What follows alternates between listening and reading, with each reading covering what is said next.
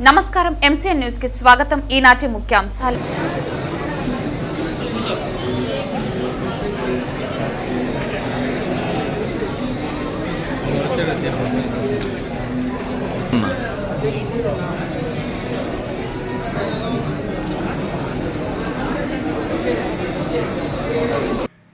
ఈరోజు జనసేన పార్టీ ఆధ్వర్యంలో ఎస్ఆర్పురం మండల కేంద్రంలో మాజీ ఉప ముఖ్యమంత్రి నారాయణ స్వామి మాట్లాడినటువంటి మాటలకి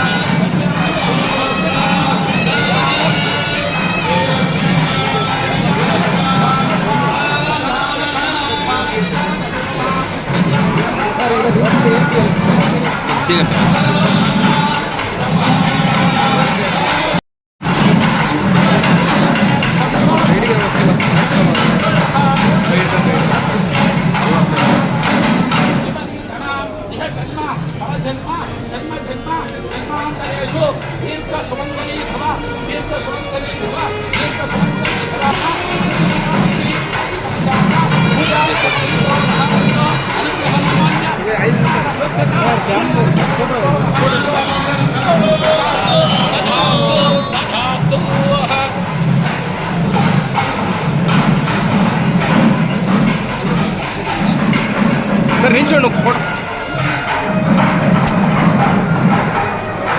సార్ అలాగే నించోండి ఒక ఫోటో తీసుకుంటాం సార్ నించుకోండి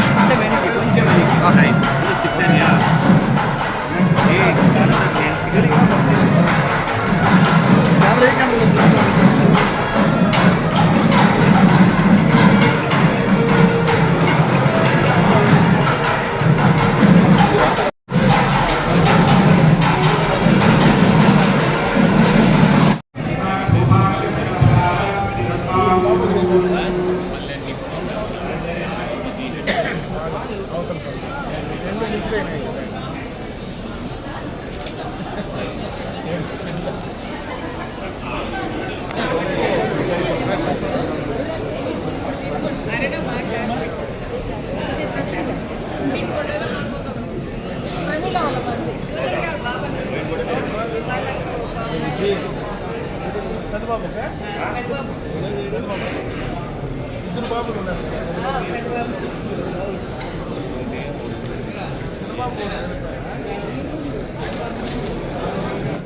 కైవల్యానంద రూపాయ శ్రీ గణేశాయ మంగళం.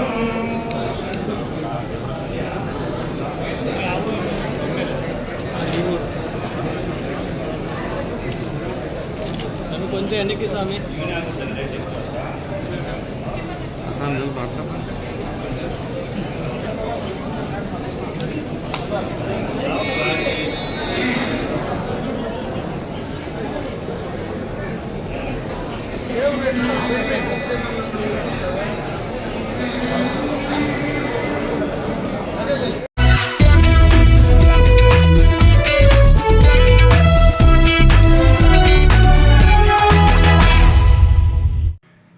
ఈరోజు జనసేన పార్టీ ఆధ్వర్యంలో ఎస్ఆర్పురం మండల కేంద్రంలో మాజీ ఉప ముఖ్యమంత్రి నారాయణ స్వామి మాట్లాడినటువంటి మాటలకి ప్రతిస్పందనగా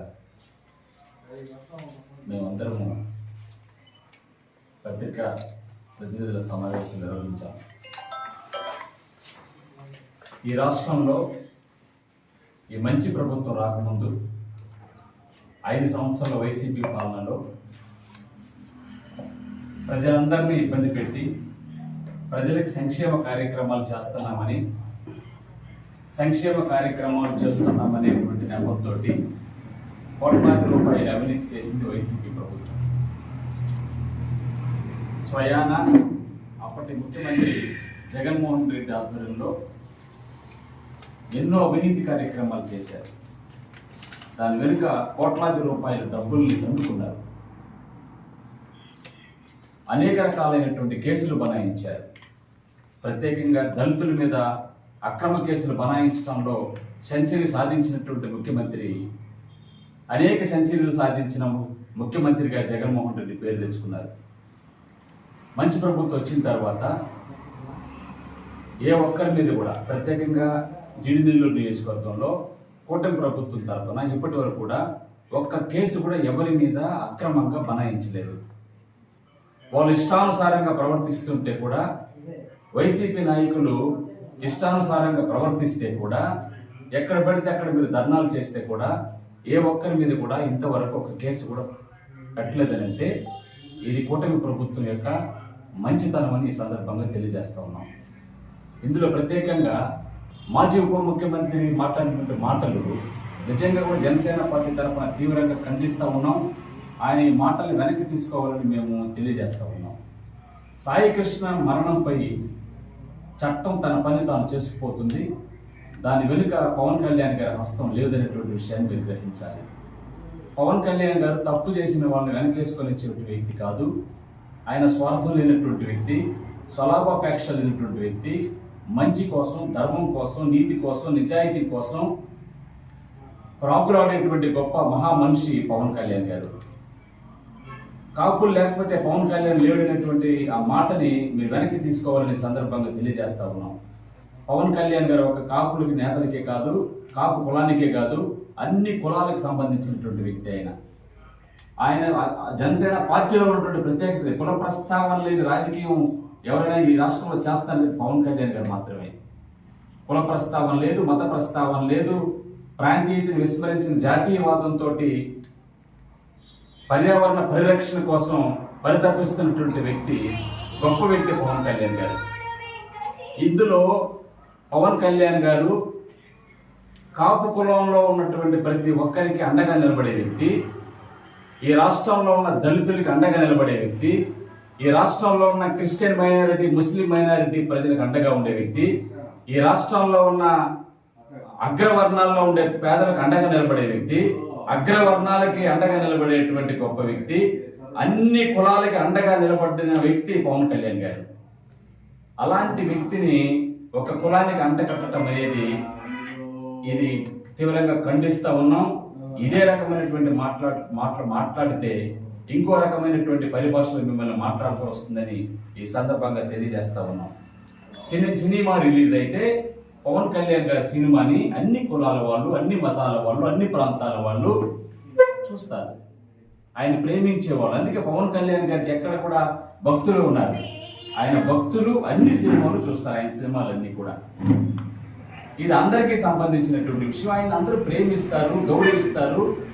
ఆయన ప్రత్యేకమైనటువంటి లక్షణాలు కలిగిన వ్యక్తి కాబట్టి ఈరోజు ఆయన వెహికల్లో బయలుదేరుతుంటే లక్షలాది మంది ఆయన వెనక పరిగెత్తడానికి ప్రధానమైనటువంటి కారణం ఆయన మీద ఉన్నటువంటి ప్రేమ, ఆయన మీద ఉన్నటువంటి గౌరవం, ఆయన మీద ఉన్నటువంటి భక్తి అని ఈ సందర్భంగా మేము తెలియజేస్తా ఉన్నాం. సనాతన ధర్మం గురించి మాట్లాడేటువంటి మాట, సనాతన ధర్మం అంటే మాజీ ఉప ముఖ్యమంత్రి నారాయణ స్వామికి తెలియదు. నారాయణ స్వామి గారు మీకు ఒక విషయం తెలియజేస్తాను. మొదట సనాతన ధర్మం అంటే ఏందో మీరు కొన్ని ప్రాచీన గ్రంథాలను చదివి తర్వాత అవలోకనం చేసుకొని అర్థం చేసుకొని ఆ తర్వాత సనాతన ధర్మం గురించి మాట్లాడితే బాగుంటుంది. ఆ తర్వాత పవన్ కళ్యాణ్ గారి గురించి మీరు మాట్లాడితే బాగుంటుందని ఈ సందర్భంగా తెలియజేస్తా ఉన్నాం. ఆయన మాట చెప్పకపోతే స్పెషల్ ఫ్లైట్ ఎక్కడి నుంచి వస్తుందని మీరు చెప్పారు. నేను ఈరోజు చెబుతా ఉన్నాను, మీరు పవన్ కళ్యాణ్ గారు అనుసరించేటువంటి సనాతన ధర్మం గురించి కానీ, పవన్ కళ్యాణ్ గారి గురించి కానీ వ్యతిరేకంగా మీరు ఈ నియోజకవర్గంలో కనుక మాట్లాడకపోతే మీ కూతురికి సీటు రాదన్నటువంటి అభద్రతా భావంతో మీరు ఆ మాట చెప్పకపోతే, పవన్ కళ్యాణ్ గారి పేరు ఎత్తకపోతే, పవన్ కళ్యాణ్ గారిని మీరు మీ నాలుగు నుంచి దాన్ని వాడకపోతే మీకు ఎక్కడ మీ కూతురికి సీటు రాకుండా పోతుందేమో అనేటువంటి భయంతో మిమ్మల్ని ఈ నియోజకవర్గంలో విస్మరిస్తారనేటువంటి ఆందోళనతోటి మీకు ఖచ్చితంగా ఈ నియోజకవర్గంలో ఉన్న ప్రజలు ఉద్వాసన పలుకుతారు, జగన్మోహన్ రెడ్డి డైరెక్ట్ గా మీకు సీటే లేకుండా చేస్తారనేటువంటి భయంతో మీరు కావాలనే దురుద్దేశపూర్వకంగా కాపుల పేరుతోటి, పవన్ కళ్యాణ్ గారి పేరుతోటి ఈ నియోజకవర్గంలో అక్కడక్కడ మీరు అవాకులు చవాకులు వెలుస్తూ ఉన్నారనేటువంటి విషయాన్ని ఈ నియోజకవర్గం నుండి ప్రజలందరూ కూడా మేము తెలియజేస్తా ఉన్నాం. ఖచ్చితంగా మీకు సీటు రాదన్నటువంటి నెపంతో మీరు ఈ విధంగా పవన్ కళ్యాణ్ గారిని మాట్లాడటము ఇది మంచిది కాదని మీకు మేము తెలియజేస్తా ఉన్నాం. ఆయన మీద గౌరవం, ఆయన మీద చంద్రబాబుకి ఎక్కలేనటువంటి ప్రేమ వస్తుందని మీరు చెప్తా ఉన్నారు. ఈరోజు ఆంధ్రప్రదేశ్ రాష్ట్రంలో మీరు పరిపాలన చేసిన దానికంటే కూడా ఎక్కువగా అద్భుతమైనటువంటి పరిపాలన చేస్తున్నటువంటి కూటమి ప్రభుత్వంలో పవన్ కళ్యాణ్ గారు, చంద్రబాబు నాయుడు గారు అహర్నిశలు పేదల కోసమే పరితపిస్తూ ఉన్నారు. ప్రజల సుఖం కోసం, సౌఖ్యం కోసం, వాళ్ళ సౌకర్యవంతమైనటువంటి జీవన విధానంలో పెను మార్పులు తీసుకొచ్చేటువంటి పనిలో రాత్రనక పగలనక కష్టపడుతూ పనిచేస్తున్నటువంటి యోధులు ఈ రాష్ట్రంలో పవన్ కళ్యాణ్ గారు, చంద్రబాబు నాయుడు గారు. అదేవిధంగా ఈ దేశంలో నరేంద్ర మోదీ గారు సపోర్ట్ తోటి అద్భుతమైనటువంటి పరిపాలన అందిస్తూ ప్రజలకి సంక్షేమం ఒకవైపు, అభివృద్ధి ఒకవైపు చూపిస్తూ ఇంకా అనేక రకాలైనటువంటి కొత్త పథకాలతోటి ఈ రాష్ట్రంలో పనులు చేస్తున్నటువంటి గొప్ప మహానుభావులు పవన్ కళ్యాణ్ గారు, చంద్రబాబు నాయుడు గారు. ఈ విషయాన్ని మీకు తెలియజేస్తా ఉన్నాం. నారాయణ స్వామి గారికి ఇంకా ఒక ముఖ్యమైన విషయం ఏంటంటే, కుల ప్రస్తావన తీసుకొచ్చేటువంటి పవన్ కళ్యాణ్ గారు అన్నారు. కుల ప్రస్తావన పవన్ కళ్యాణ్ గారు ఎప్పుడు తీసుకురాలేదు. నిజాన్ని నిర్భయంగా మాట్లాడేటువంటి గొప్ప వ్యక్తి పవన్ కళ్యాణ్ గారు. ఈరోజు ఈ రాష్ట్రంలో నిజాన్ని బయట పెట్టి ఎక్కడ ఏ తప్పులు జరిగినా కూడా తెలియజేసేటువంటి గొప్ప వ్యక్తి పవన్ కళ్యాణ్ గారు. మీరు చేస్తున్నటువంటి తప్పులు ఎత్తి చూపి మిమ్మల్ని 151లో నుంచి 11 స్థానాలకు తీసుకొచ్చినటువంటి ఘనత పవన్ కళ్యాణ్ గారు అని తెలియజేస్తా ఉన్నాను. మీరు ఈ విధంగా అవాకులు చవాకులు పేల్చడము, ఈ విధంగా అనాలోచన పూరితమైనటువంటి మాటలు మాట్లాడటము, ఈ విధంగా దిగజారుడు రాజకీయాలు చేస్తున్న కారణాన్ని బట్టే ఆ రోజు పవన్ కళ్యాణ్ గారు మిమ్మల్ని వ్యతిరేకించినారు. ఈ రోజు చేసి చూపించారు. 11కే పరిమితం అయ్యేటట్లు చేశారు. ఆ ఘనత పవన్ కళ్యాణ్ గారిదని ఈ సందర్భంగా మీకు తెలియజేస్తా ఉన్నాను. కుల వ్యవస్థ స్టార్ట్ అయిందే పవన్ కళ్యాణ్ గారి నుంచి అని అంటున్నారు మీరు. కులాలు బాగుండాలని, మతాలు బాగుండాలని, మత ప్రస్తావన లేకుండా రాజకీయం చేస్తున్నటువంటి గొప్ప వ్యక్తి మా పవన్ కళ్యాణ్ గారు. మీరు ఇక మీదటైనా ఈ నియోజకవర్గంలో ఎక్కడ పడితే అక్కడ పవన్ కళ్యాణ్ గారిని ఏదంటే అది మాట్లాడటం, కూటమి ప్రభుత్వం మీద అనేక రకాలైనటువంటి నిందలు మోపటం ఇలాంటిది కనుక చేస్తే ఖచ్చితంగా తీవ్రమైనటువంటి పరిణామాలు మీరు ఎదుర్కోవాల్సి ఉంటుందని ఈ సందర్భంగా మీకు తెలియజేస్తూ, ఈ రాష్ట్రాన్ని బాగు చేయాలన్నా, ఈ రాష్ట్రాన్ని అభివృద్ధి పదంలో నిలపాలన్నా, ఈ రాష్ట్రంలో అంగరంగ వైభవం తీసుకురావాలన్నా పవన్ కళ్యాణ్ గారు, చంద్రబాబు నాయుడు, నరేంద్ర మోదీ గారికి సాధ్యమని ఈ సందర్భంగా తెలియజేస్తూ, వైసీపీలో మీకు సీటు రాదన్నటువంటి నెపంతో, వైసీపీలో మీ కూతురికి స్థానం ఎక్కడ పోతుందనేటువంటి మీ అభద్రతా భావం వల్ల ఈరోజు మీరు ఈ రకంగా మాట్లాడటాన్ని మేము తీవ్రంగా దాన్ని పరిగణిస్తూ మీ మాటలను వెనక్కి తీసుకోవాలని, ఇక మీదట పవన్ కళ్యాణ్ గారి గురించి, సనాతన ధర్మం గురించి మీరు మాట్లాడేటువంటి హక్కు మీకు లేదని, సనాతన ధర్మం అంటే ఏదో తెలియని మీరు సనాతన ధర్మం గురించి మాట్లాడేటువంటి హక్కు కూడా మీకు లేదని ఈ సందర్భంగా తెలియజేస్తూ, భవిష్యత్తులో మీరు ఎక్కడైనా పవన్ కళ్యాణ్ గారి గురించి కూటమి ప్రభుత్వం యొక్క అనేక రకాలైనటువంటి విషయాల్లో మీరు నిందలు మోపే విధంగా కనుక మీరు మాట్లాడితే తీవ్రమైనటువంటి పరిణామాలు మీరు ఎదుర్కోవాల్సి వస్తుందని సందర్భంగా తెలియజేస్తా ఉన్నాం. జై జనసేన, పవన్ కళ్యాణ్ గారి నాయకత్వం. జై జనసేన, పవన్ కళ్యాణ్ గారి నాయకత్వం.